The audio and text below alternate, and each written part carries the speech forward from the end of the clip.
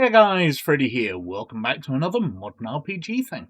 Because this time I'm going to be looking at Enclave, a tableless role-playing game, the Advent Edition. Because this is the kind of light version. There's going to be a larger version coming out. Now, Enclave was released in 2023 by Robby Howell. And it's a very interesting game. But how did I come to find out about it? Well, a viewer reached out to me, Zila. Hi, Zila. And asked me to have a look at this, saying it was their favourite role-playing game. And they sent me through this copy to have a look through, and they let Robby know about it, and he reached out to be any help he could be as well. Fantastic stuff. Now, as usual, I sent out my standard disclaimer, which is I cannot guarantee a good review. While I am outstandingly positive about role-playing games, I do love virtually every one but in front of me. I can't guarantee what I will say in any review. I don't know what I'm going to say most of the time myself, so I can't guarantee it to somebody else. And they were absolutely fine with that. And so they should be. This is a wonderful game to have a look through. Now, Enclave is a role-playing game set in the world of Manifest. Now, Manifest is a infinite world of diversity, I guess, because in one part, there might be a continent-spanning solar-punk city with flying cars and all high technology, while somewhere else there might be a crumbling castle on a hill with the undead lurking within it. There's magic there, there's technology there, there's all sorts of things. And the players come from areas within this. They work for the Enclave, which is a kind of mercenary organization who sends people out on missions which they're hired for to solve various problems across Manifest. And they live within it. So you might have a cowboy from a Wild West part of it going on missions next to a wizard from a fantasy part of the world. You can get people from basically across the multiverse, but from one world. I'm fascinated by the idea of Manifest, and unfortunately this is where this Advent Edition lets me down slightly, because it sets it up by explaining what it's not at first, and that's not helpful. Telling me what you're not, while it gets me a grasp, I'd much rather know what you are.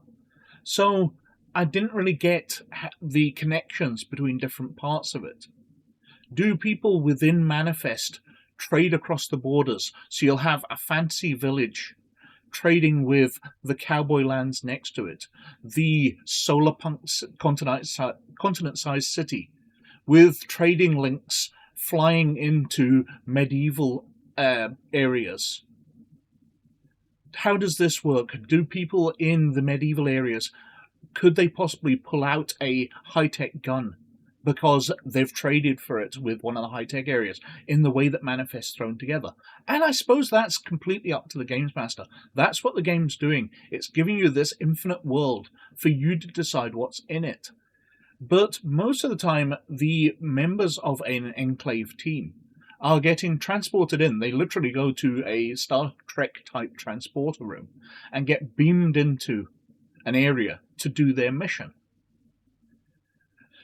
So there's not a lot of explanation how the world works. These are just mission areas, is the way it's set up, and I can completely understand that. But what really gets me excited is the way that a world like this might actually work. Can you only access the different areas through the transporters, or can you walk west from the vampire castle and reach a cyberpunk Mad Max type frontier town? Is it only the teleportation that works? Not really explained, and very much up to the games master, because what you're going to be doing is Enclave teams and you're going to be teleporting things in. But I think knowing the relationship between these different areas could make your stories far, far better. Anyway, going to the back page quickly. There is only one constant across the infinite world of Manifold, the shadowy mercenary organization called the Enclave. You and your peers are amongst its many colourful agents, deployed as a squad to complete missions all over Manifold. It's a dangerous line of work. Teamwork and creativity will be your greatest assets. a fantasy role-playing game that captures old-school tabletop feel while being completely diceless, intuitive and quick to learn. Enclave is both a breath of fresh air for TTRPG veterans and a perfect starting point for any newcomers to the genre. Enclave is such an effortless system, you won't want to leave your seat for a moment. The Dungeon Master, and a game that understands and embraces roleplay, rewarding players for their efforts. A.J. Pickett, a game by Robby Howell. And going inside, the presentation is very clear. It's a little grey, but that's part of the tone of it. Enclave itself is described as a very grey place. As if Enclave, while having access to all these imaginative places, itself has no imagination. We've got a list of collaborators, playtesters, and legacy players. A table of contents showing that this one's about 55 pages long.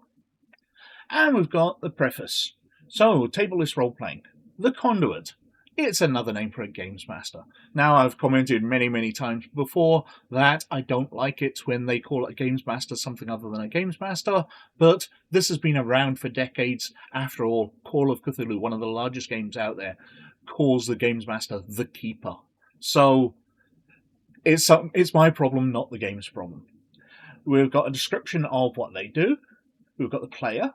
We've got an explanation about the mechanics very quickly. Combat being just part of the other mechanics, missions, and what's needed to play. Talks about play progression. Advent to Aspirant. This rule set serves to introduce Enclave's fundamentals, how to conduct, how to play, and what to expect. If you enjoy your time on Enclave and want to elevate your game, the Aspirant Edition, to be published, will feature additions such as in-depth leveling, greatly expanded commissary rewards. Because you go to the Enclave, plus you have access to all the world, you can get money for those places, but you also get credits within the Enclave itself, which provides you with specialist equipment, which might not be available to people within the world. Many new classes, a flavor system, expanded character creation options, further information and advice on playing, conduiting, and mission design, and more pre-constructed content. Missions, settings, magic items, and more. And I have to say that's where this got me more excited in the content they created.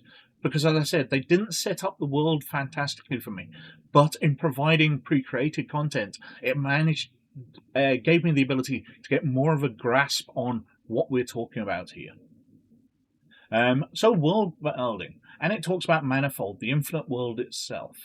There's no fixed text level, no predefined peoples or nations, no overarching religions. It's a blank canvas.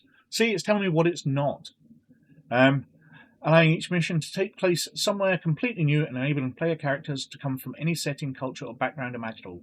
Every playgroup's iteration of Manifold will and should look astoundingly different. But, as I said, when I looked through this at first, I wanted some samples. Yes, Manifold is infinite, but there's a popular big city. There's a region which is like the America of the 1940s.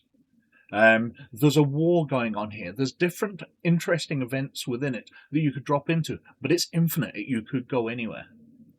Metro, one of the few exceptions to Manifold's infinite diversity, is Metro, a near universal language.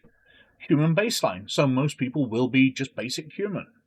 We've got recurrent settings, so while you could go absolutely anywhere, you will be going back to certain places. So there are certain NPCs you'll meet again and again. There will be an evolution to your campaign. It's not just a series of one-shots. So it talks about joining the Enclave. You get your badge, which is a high-tech device. It's a bit like a Star Trek comm badge in that you tap it to get retrieved, to beam back to Enclave. But it's a magical item. It mentions that it's impossible to lose, steal, or forge. In fact, it's even invisible unless you want it to be seen. So you can prove you're from the Enclave by showing your badge, but if you're pretending not to be, it's hidden, and nobody can discover it. You've got your mission briefing, mission porting as you are teleported out. Tapping the pinging badge will teleport you back to HQ. Ping out. If an agent is unconscious or otherwise incapable of pinging out, a teammate may do it for them. So, as I said, it's kind of like the Star Trek comm badges. You tap it to beam out, or somebody else can do it for you. Contracting the Enclave talks about that. Your life as an Enclave agent, so what are the benefits to it? Your obligations. What the HQ is like, vast, sleek, coloured only in various shades of grey. And you've got access to medical and legal benefits, because medical technology is absolutely beyond everything else on the world. It mentions that as long as you can get back, you will be healed, no matter what. The fundamentals, how to play, your character capacities, your 12 stats: vitality, might, resilience, spirit, arcane, will, sensory, reflex, vigor, skill, intelligence, and luck. What abilities you've got, what gear you've got, your character limitations, what the storytelling mechanics are like, so you pitch what you're going to do. You can ask questions and get further insights, maybe rolling your stats to find out what your character knows rather than you. I said rolling, using your stats. The turning points and altered states. And we've got an example of play here. It talks through character creation, and then we've got some sample types. We've got the gunslinger here. Very good at combat, not great at utility, fairly social. And they've got different abilities, like trick shot.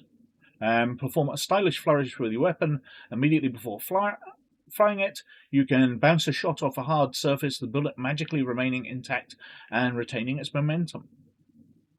We've got illusionists. They've got phantom veneer and viewpoint. Got librarians.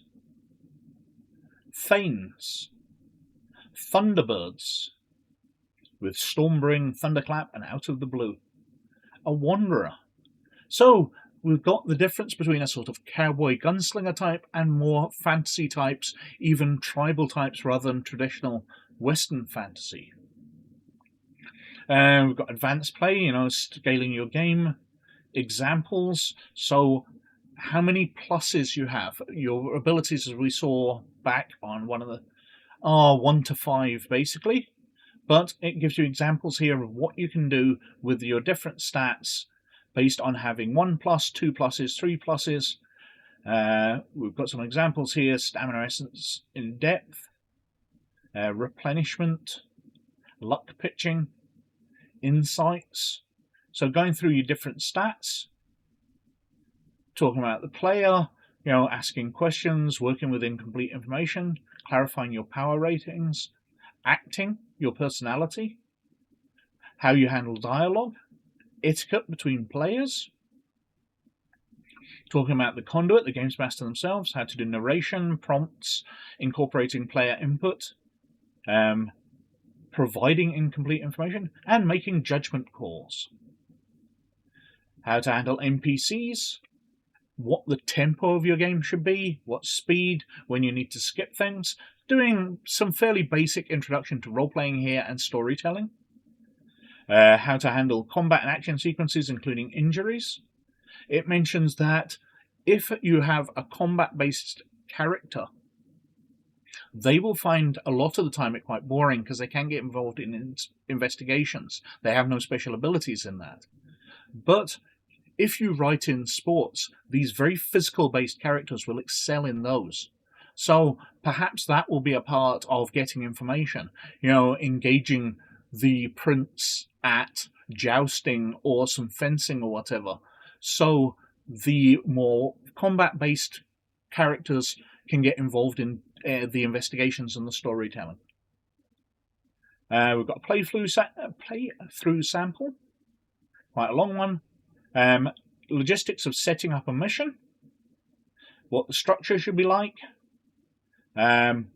examples of porting in, so when you are teleported into the place, what situation you might find yourself in, and what happens after the mission, and creating the log.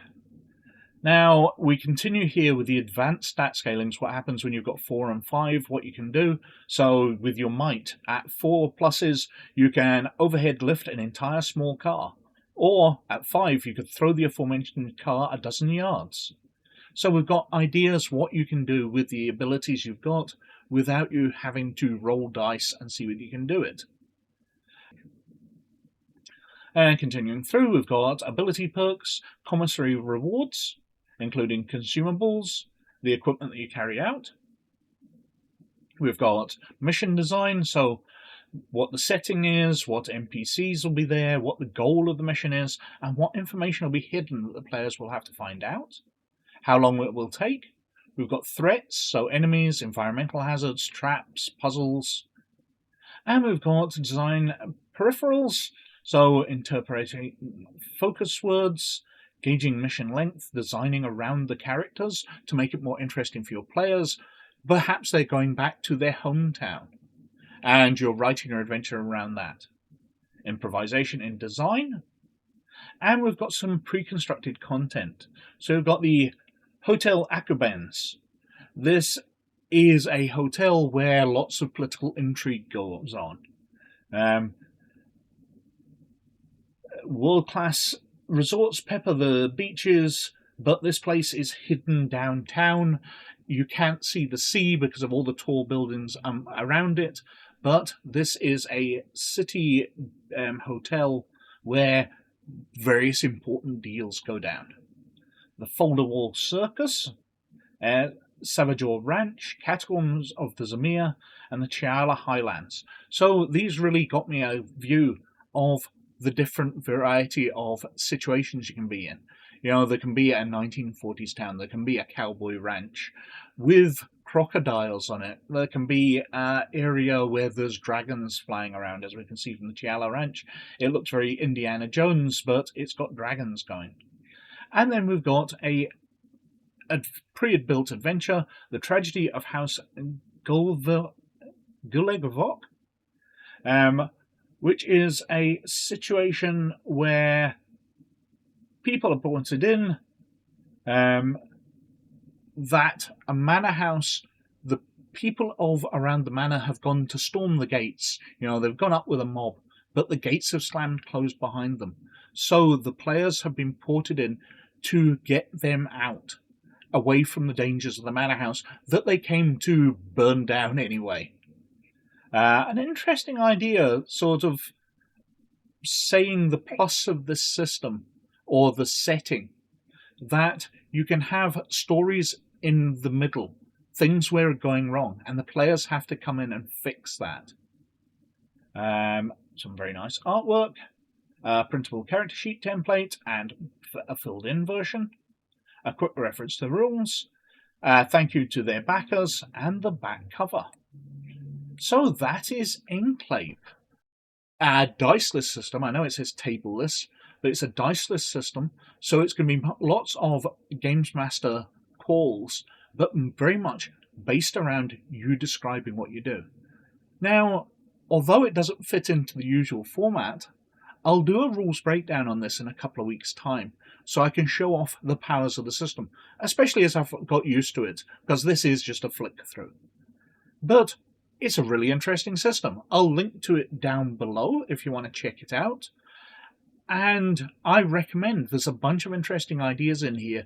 Even if you don't want to go to a diceless system, the world has some fascinating stuff built into it. And I'm impressed. This is a very, very interesting system. But anyway, as usual, I think I've been wittering on for quite long enough. So thank you very much for watching.